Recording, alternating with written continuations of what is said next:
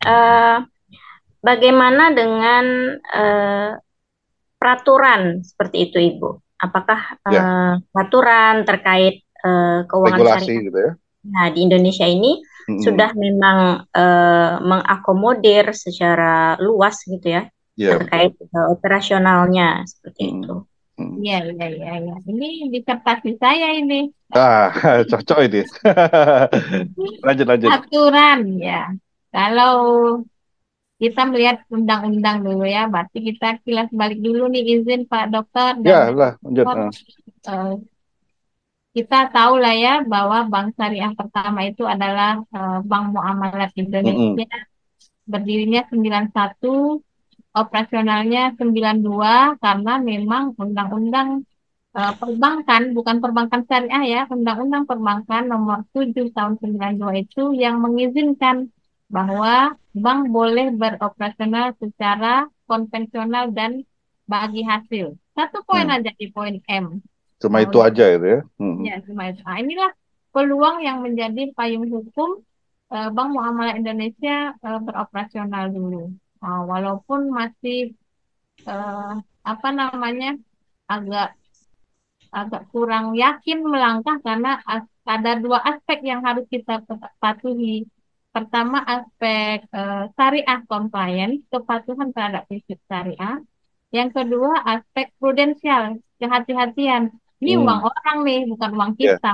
Jadi betul harus betul. dikembalikan terus bagi hasilnya, gitu kan. Mm. Jadi, tapi sejarah membuktikan BNI, Bank Muamalat waktu itu berdiri kokoh walaupun kita dilanda krisis moneter. Mm-mm. Kemudian aturan yang kedua, Undang-Undang Nomor 10.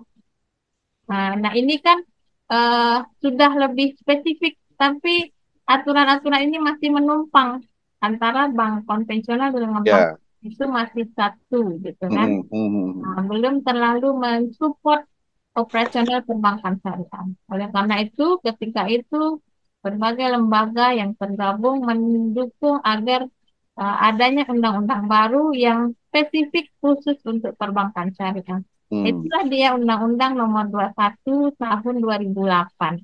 Nah, Mm. ini spesifik, semuanya detail dijelaskan. Yang terkait dengan disertasi saya tadi itu adalah tentang konsep keseimbangan yang saya sampaikan di awal, bahwa sebenarnya kan ada menerima, ada memberi. Di aturan eh, Undang-Undang 21 2008 tentang perbankan syariah ini, pada pasal 4-nya itu kan yang ayat 2 dan 3 itu bank boleh UUS atau bank syariah boleh menghimpun dana zakat infak sedekah Mm. Mm. Betul. bagi Baitul Mal. Itu kan dapat menghimpun, dapat ini kan opsional gitu. Mm. Mm. Mm. Untuk apa wakaf juga seperti itu pada pasal berikutnya.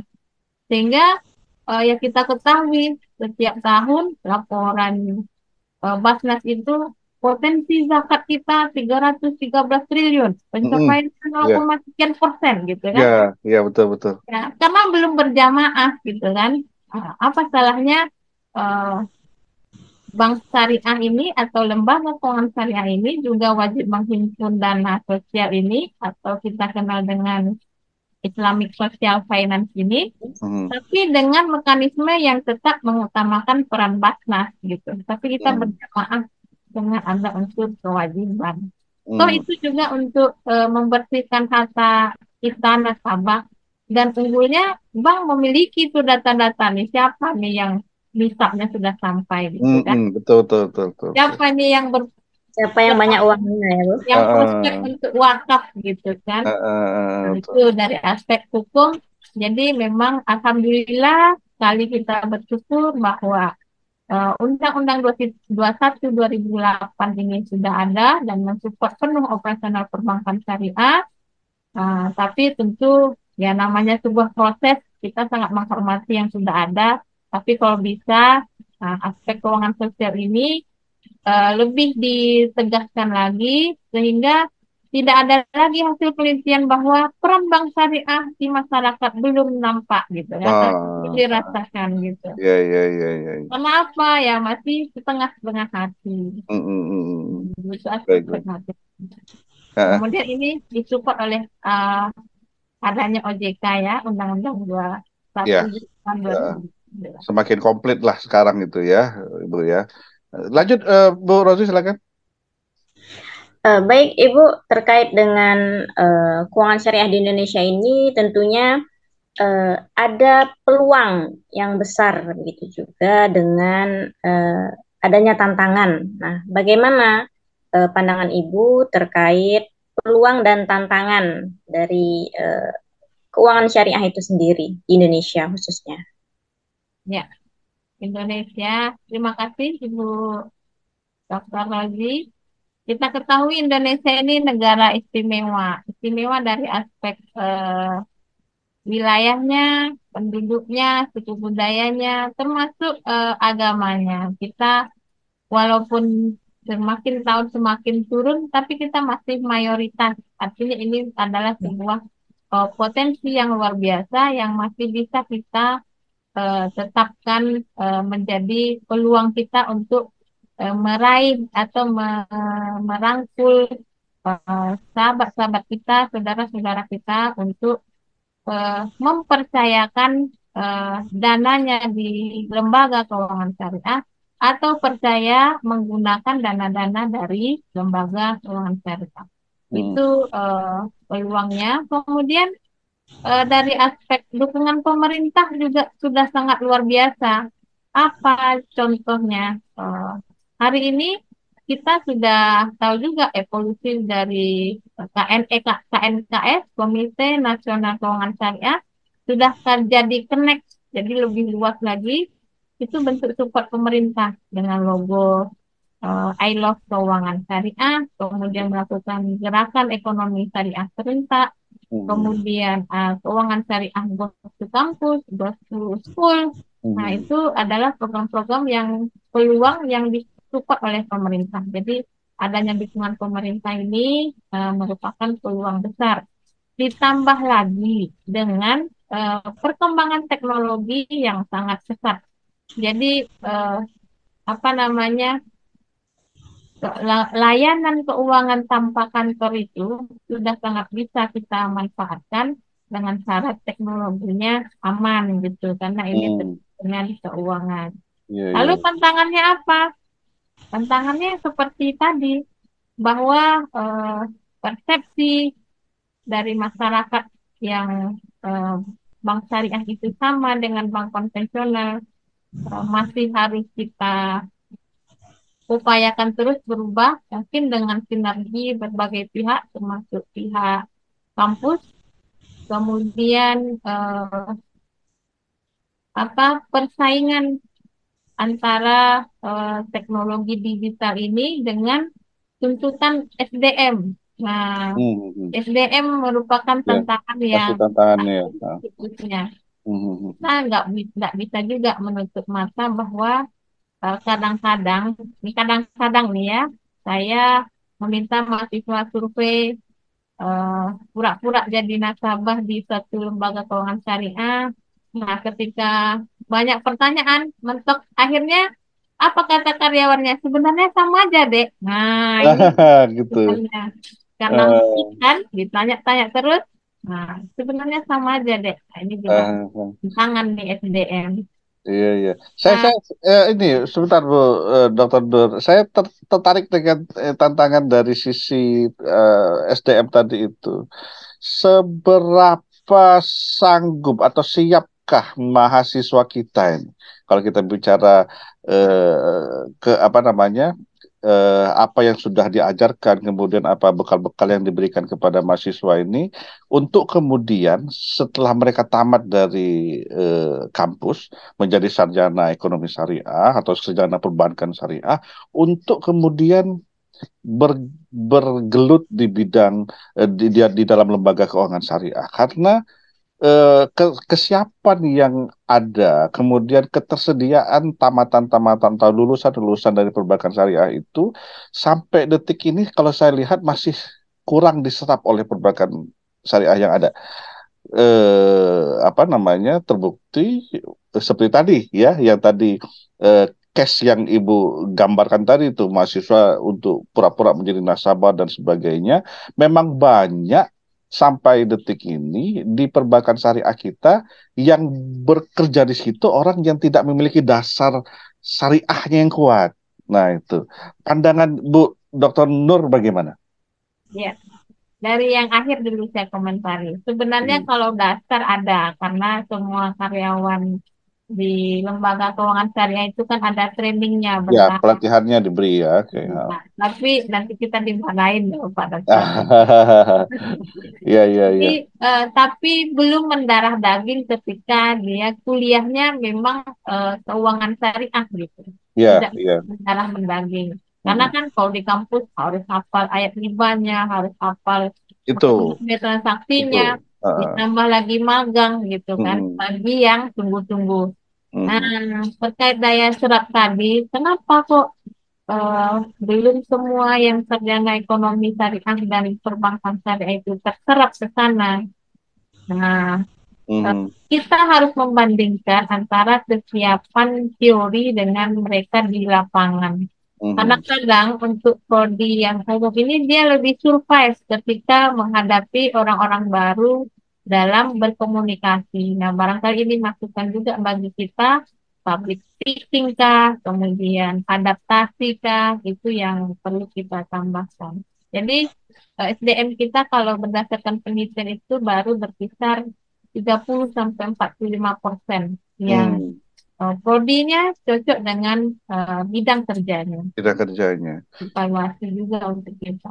Apa mungkin ingin kita katakan ada yang salah dalam kurikulum perbankan syariah yang diajarkan di kampus-kampus itu, sehingga Oh, betul atau gimana kira-kira? iya, iya, iya, iya. Ini Hmm. pertanyaannya sangat menarik ini khususnya saya pribadi yang sudah Ah, 2 periode di ketua prodi perbankan syariah. ah, Jadi kalau dari aspek kurikulum, dari aspek standar kita sudah akreditasi A 2 periode. wih, luar biasa, luar biasa. Punya labor Bank Mini dulu ada BNP. Hmm. Hmm. Kemudian kita juga bekerja sama dengan BIDU istilahnya sekarang kan dunia industri dunia usaha Ya, ya. untuk mendukung skillnya nasabah. Bahkan mitra bank, mitra kampus kita itu menyediakan kantornya di sore hari untuk pelatihan soft skill itu. Hmm. Oke, Sudah oke. kami seperti itu. Hmm. Nah, tapi kalau kita tanya-tanya ternyata ini terkait dengan bakat mereka. Ternyata mereka memilih prodinya kadang eh, tidak berdasarkan pilihan pertama gitu. Hmm. Saya ada yang karena saran dari orang tua, saran Hmm. setengah maksa dalam tanda kutip gitu. Ya, ya, ya, ya. Kemudian juga setelah mereka mencoba magang, oh ternyata kerja di bank lumayan sibuk. Pagi sampai Hmm. jam 3 pelayanan. Jam Hmm. 3 sampai jam berapa selesai itu pelaporan gitu kan. Hmm. Nah, barangkali karena bidang Jadi ada faktor-faktor di luar itu ya yang ya, membuat. Oke. Baik, silakan Bu Rozi, silakan lanjut. Baik Pak, terima kasih. Eh, Terkait peluang dan tantangan tadi ya Ibu sangat banyak peluang sekaligus tantangan gitu. Kemudian tadi ada tantangannya terkait pelayanan seperti itu. Nah, kalau kita lihat saat ini pelayanan bank syariah dengan kaitannya terhadap kemajuan teknologi seperti itu. Bagaimana menurut Ibu? Apakah sudah sejalan seperti itu ya dengan kemajuan teknologi yang semakin eh, ke sini semakin eh, tentu memudahkan seperti itu. ya. Terima kasih Bu Dr. Rozi. Kalau dikatakan sejalan, tentu saja sejalan gitu kan. Nah, tapi pertanyaannya sudah maksimal apa belum gitu. Hmm. Nah, di sini kalau menurut pendapat saya, kalau menurut pendapat orang Bang mungkin asal lembaga syariah sudah maksimal. Tapi kita yang merasakan pelayanannya tentu perlu dimaksimalkan lagi. Sangat Ya, perlu dimaksimalkan. iya, betul, Eh, betul. Apalagi dari aspek kecepatan teknologinya. Kalau dari aspek fitur-fiturnya itu sudah lengkap ya. Untuk beberapa bank itu juga sudah bisa kan, sudah bisa untuk di luar negeri, bahkan sudah bisa buka cabang di Dubai gitu. Beberapa bank yang memang belum. Nah, ini artinya sudah bisa mengiringi, sudah, tapi perlu dioptimalkan lagi. Mhm. Dioptimalkan dalam hal apa? Nah, kita belum lama ini juga tahu bahwa safety sistem teknologi kita kena hacker ya. Nah, Betul. Hmm. beberapa waktu lalu kita heboh Mhm. sampai uang cash itu jadi mahal. Walaupun Mhm. kadang kita bersahabat nih Pak Dokter, saya nih udah habis uang cashnya nih mau kemana ini? Nah, Iya, pinjam iya. dulu dong. Saya juga butuh ini gitu kan. Seperti Iya, iya, iya. Tiba-tiba langka. ya. Nah, Oh, kita pernah mengalami detik-detik itu. Barangkali itu juga sudah dievaluasi, perlu ditingkatkan lagi. Dan memang semakin tinggi tingkat safety teknologinya, semakin berlapis-lapis tingkat keamanannya, semakin besar biaya yang harus dikeluarkan. Nah, oke. barangkali investasi di bagian safety ini yang masih menjadi tantangan. Iya, iya. Baik. Saya ingin sedikit menyela ini, Bu Dr. Rozi, terkait dengan teknologi ini, karena sekarang kan, kalau kita berbicara tentang entitas bisnis lah, misalnya, eh, ketika ingin bersaing dengan pasar global, yang sangat canggih pada saat ini, itu muncul beberapa item-item keuangan baru seperti ya kita tahu ada fintech, ada kripto, ada apa namanya blockchain dan lain sebagainya. Nah, lalu ketika kemudian kita tarik ke dalam Islam, itu ketika segala sesuatunya ini masih dalam persepsi orang banyak lah, orang awam ya. Ketika diasosiasikan sesuatu itu dengan Islam, malah terkadang, jangan diasosiasikan Islam karena nanti akan tidak bisa berkembang, ketinggalan zaman dan lain sebagainya lah seperti itu. Nah, keuangan syariah sendiri ketika berhadapan dengan jenis-jenis keuangan yang baru tadi itu, kripto, blockchain, dan lain sebagainya itu.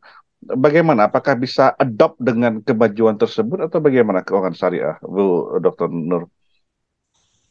Ya, nah, ini eh, memang tantangan baru ya, karena dengan adanya sistem keuangan seperti blockchain, kripto, dan tadi eh, bisa mempengaruhi pola konsumsi kita secara individu. Jadi kalau di dalam Islam sepanjang itu adalah untuk keperluan berdasarkan kemampuan, kebutuhan dan ada kemampuan, oke aja karena kebutuhan kita itu kan ada primer, eh, sekunder dan tersier gitu kan. Nah, dan Hmm. itu kita sebut dengan eh, apa namanya? Yang terakhir itu kan tahsiniatnya gitu. Nah, oleh karena itu eh, untuk bisnis keuangan ini harus ada persyaratan-persyaratan yang harus dipenuhi oleh seseorang dalam memiliki uang kripto atau blockchain dan lain-lainnya itu. Tapi Hmm. sebenarnya kalau dalam fatwa MUI-nya kan seperti blockchain malah itu eh, dianjurkan digunakan pada produk wakaf kan karena laporannya real gitu. Hmm. Kemudian memberi ada aspek transparansi keuangan juga dengan Hmm. yang ini. Hmm. Ya, barangkali itu. Oke, oke. Bu Rozi, silakan. Baik, Ibu, terkait dengan keuangan syariah di Indonesia. Nah, eh, yang masih belum bisa kita lupakan atau masih termasuk baru itu adalah mergernya ya, bank syariah, beberapa bank syariah menjadi Bank Syariah Indonesia. Nah, kalau dilihat itu apakah menjadi peluang atau bahkan tantangan juga bagi keuangan syariah di Indonesia, Ibu? Ya, kalau jawaban saya sebenarnya itu dua-duanya gitu kan. Ya. Tujuan bank-bank BUMN yang bergabung menjadi BSI adalah untuk menopang adanya bank syariah ini dari aspek permodalan. Karena kan selama ini kita banyak tapi terpecah-pecah. BS Bank Mandiri Syariah, sendiri, BRI Syariah, BNI Syariah sendiri. Nah, ketika ketiga-tiganya itu kita digabungkan menjadi sebuah bank, kita langsung bank syariah naik ranking. Nah, Hmm. jadi dia mencapai urutan eh, ketiga mau level dunia gitu kan. Nah, Hmm. ini merupakan sebuah peluang untuk meningkatkan layanan kepada masyarakat Indonesia dan internasional juga, agar bisa bersaing dengan bank-bank yang sudah besar tadi. Nah, ini kita rasakan sendiri dampaknya bahwa naik rankingnya BSI dari aspek permodalan dan layanan, kemudian bisa juga memberikan pembiayaan dalam jumlah yang lebih besar. Tapi di sini ada tantangannya, tantangan bahwa eh, besarnya modal yang dimiliki belum didukung oleh SDM tadi. Jika Ya. misalnya SDM ini sudah eh, mampu dalam hal pelayanan teknologi, kemudian inovasi-inovasi produk, bahkan dituntut untuk lebih kreatif, misalnya kan, lebih memudahkan nasabah. Nah, itu yang menjadi tantangan kita. Ini mentang-mentang modal aja yang besar, tapi kemudian pelayanannya tidak bersaing dengan Ya, betul. yang lain kan, Hmm. jadi bumerang gitu. Iya, iya, iya. Itu Integrasi dalam semua kelebihannya. ini ya, di dalam lembaga keuangan itu ya. Iya, Baik. peluang iya, tantangan juga iya. Gitu. Oke, oke. Lanjut, Bu Rozi kalau masih ada. Ya, eh, memang kalau kita bahas tentang merger itu, saya pribadi ya Pak ya, sebagai eh, nasabah juga termasuk nasabah Hmm. bank syariah gitu. Hmm. Memang merasa lebih dimudahkan dari mungkin sebelumnya. Nah, kalau kita Hmm. lihat Iya. bank syariah seperti itu ya, Hmm. kita agak sulit untuk menjangkau di mana saja gitu Iya, lokasinya atau iya, mungkin iya. kita butuh ATM. Nah, itu tidak semuanya ada seperti itu. Nah, dengan merger itu kan jadi satu bergabung Bank Syariah Mandiri, kemudian Bank BNI Syariah, Bank Hmm. BRI Syariah, maka kita mudah mengakses seperti itu. Iya. Yang sebelumnya mungkin terbatas ya, kalau kita contohkan di Riau itu tidak di semua kabupaten ada seperti itu Hmm. sebelumnya. Ternyata setelah merger kita bisa mengakses di kabupaten mana aja gitu, karena Hmm. sudah bergabung, Hmm. sudah ada BSI, insya Allah itu ada di banyak lokasi lah seperti itu Pak ya. Mungkin Iya, itu kalau saya pribadi seperti itu. oke. Baik. Tentu ya bagi nasabah yang lainnya juga pasti merasakan hal yang sama. Hmm. Hmm. Hmm. Baik, pemirsa Akademik TV, Scholar Table yang berbahagia, menarik sekali perbincangan kita mengenai keuangan syariah dan tentu masih banyak sebenarnya kalau kita ingin menggali dari sisi-sisi lainnya karena ini kita baru dalam konsep tataran konsep yang dasarnya untuk masuk nanti ke lebih dalam lagi dan saya harap mungkin ada sesi selanjutnya dengan Ibu Dr. Nur ya karena Insya Allah. saya yakin banyak yang bisa kita gali dari beliau sebagai narasumber kita untuk topik keuangan syariah ini. Saya kira nanti beliau pasti akan bersedia menyiapkan waktu di lain waktu nanti saya kira.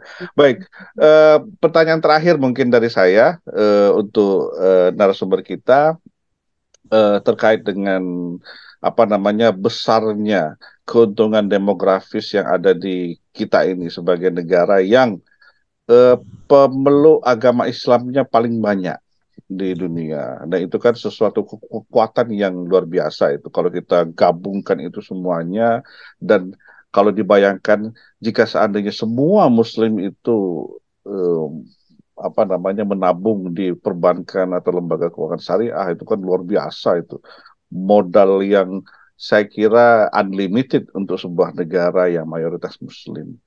Kira-kira apa eh, yang bisa Ibu sampaikan untuk memberikan literasi dan edukasi yang berarti bagi masyarakat untuk mengajak mereka semua bergabung dan jangan ragu dengan lembaga keuangan syariah ini.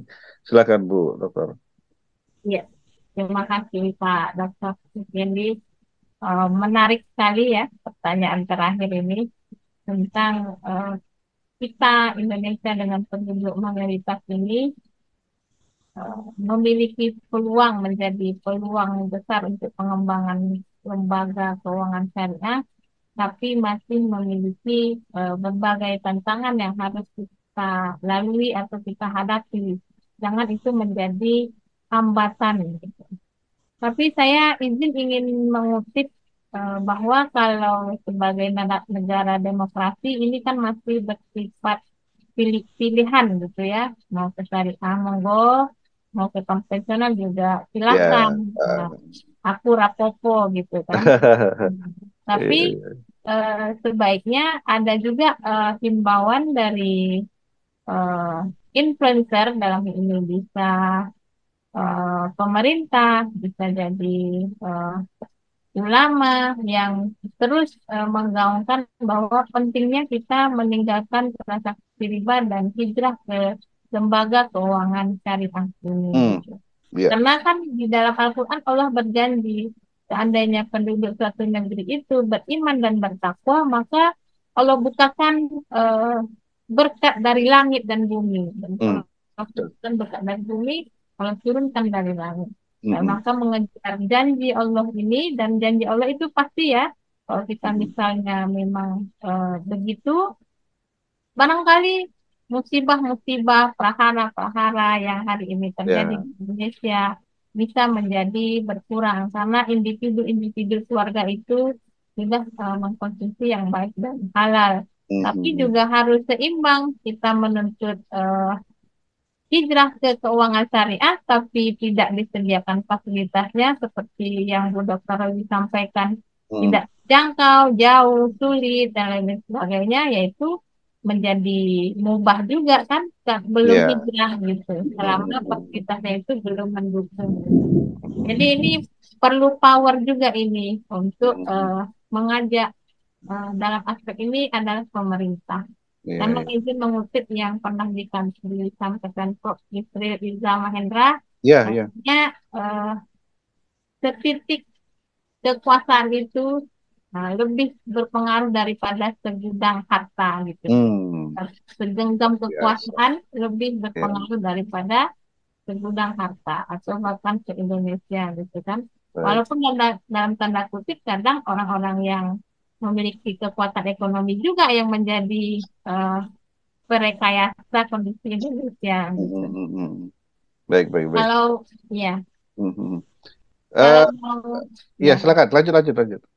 ya kalau misalnya mau diakhiri, saya minta izin nih menyampaikan cita-cita saya yang saya Hmm, sampaikan juga di kelas-kelas gitu. ya, silakan. Jadi ada perbedaan penerapan keuangan syariah antara Malaysia dan Indonesia. Kalau Hmm, di Malaysia itu menerapkan namanya sistem two window system. Jadi hmm, dalam hmm, satu lembaga ada dua jendela. Jendelanya ini konvensional dan syariah. Tetapi hmm, kalau di Indonesia menerapkan dual banking system gitu. Jadi sistem keuangan syariahnya itu terpisah, spin off dia. oke. Nah, jadi eh, kalau dia syariah, ya syariah, Syariah kalau sendiri. dia konven ya murni konven gitu. Hmm, hmm, hmm, Kecuali hmm. dia sudah unit usaha syariah, tapi manajemennya juga syariah. Nah, Hmm, cita-cita saya itu apa? Dari awalnya Indonesia ini one banking system, yaitu bank konvensional saja, itu kemudian menjadi dual banking system. Saya berdoanya, berharapnya, bercita-citanya kembali menjadi one banking system. hmm. Tapi ya banking Syariah. yang sistem syariah. Tidak Aha. harus bank-bank ini berubah nama. Biarlah BCA dengan BCA-nya, Hmm, tapi hmm. kepanjangannya Bank Syariah Asia gitu kan. Itu ya, ya. Biarlah BTN dengan BTN-nya, tapi Bank Taubatan Nasuha gitu kan. Ah, Nah, cakep. tidak harus dengan logo syariah Iya, gitu. iya, iya, iya, iya. Tapi Menarik sekali ini. Menarik sekali ini doa dan harapan dari seorang apa namanya apa namanya tadi itu kaprodi ya, kaprodi dari perbankan syariah ini. Luar biasa ini. Baik, mungkin kata-kata terakhir dari Ibu Dr. Rozi ini saya minta spesial. Ya, baik. Eh, Harapan bagi ya akademisi, terutama yang menggeluti di bidang ekonomi syariah, Pak ya. Ya. Tentunya terkait keuangan syariah, ya harapannya adalah untuk keuangan syariah di Indonesia terus berkembang karena memang kalau kita melihat tren pasca pandemi ini memang terjadi kenaikan seperti itu. Nah, semoga kenaikan itu terus terjadi sehingga dan mudah-mudahan juga pemerintah ya, kita harapkan pemerintah mendukung penuh seperti itu implementasi dari keuangan syariah di Indonesia karena tadi kita melihat memang punya peluang yang besar, utamanya adalah mayoritas Muslim. Mudah-mudahan juga Muslimnya juga terbuka terhadap keuangan syariah itu sendiri. Baik, terima kasih Bu Dr. Rozi, Bu Dr. Nur atas presentasinya pada kita di kesempatan kali ini dengan topik keuangan syariah, peluang dan tantangan. Pemirsa, Scholar Table yang berbahagia, memang menarik, banyak sekali sesungguhnya yang belum kita gali dari konsep keuangan syariah ini. Seperti tadi yang saya sampaikan, kita akan nanti terus menghubungi narasumber kita, Ibu Dr. Nur, untuk kembali kita hadirkan dan kita bicara lagi keuangan syariah lebih spesifik, ya lebih spesifik dengan topik-topik yang tentu akan menarik. Kekayaan apa namanya yang ada di Indonesia ini dengan jumlah manusia yang muslimnya ini luar biasa seperti tadi yang saya gambarkan merupakan kekuatan yang tidak bisa kita biarkan begitu saja, harus kita betul-betul manfaatkan dan semoga saja impian dan cita-cita Ibu Dr. Nur tadi di mana kita kembali kepada sistem satu perbankan saja yang sekarang ini kita dual system menjadi satu sistem saja yang semuanya itu berbasiskan syariah cara operasional dan kerjanya bisa kita harapkan bersama. Karena memang bukan hanya di Indonesia tetapi juga di negara-negara yang justru mayoritasnya non-muslim perbankan sekarang zero interest ya, memakai prinsip zero interest. Artinya apa? Eh, eh, apa namanya konsep perbankan atau lembaga keuangan syariah ini bisa dipercaya.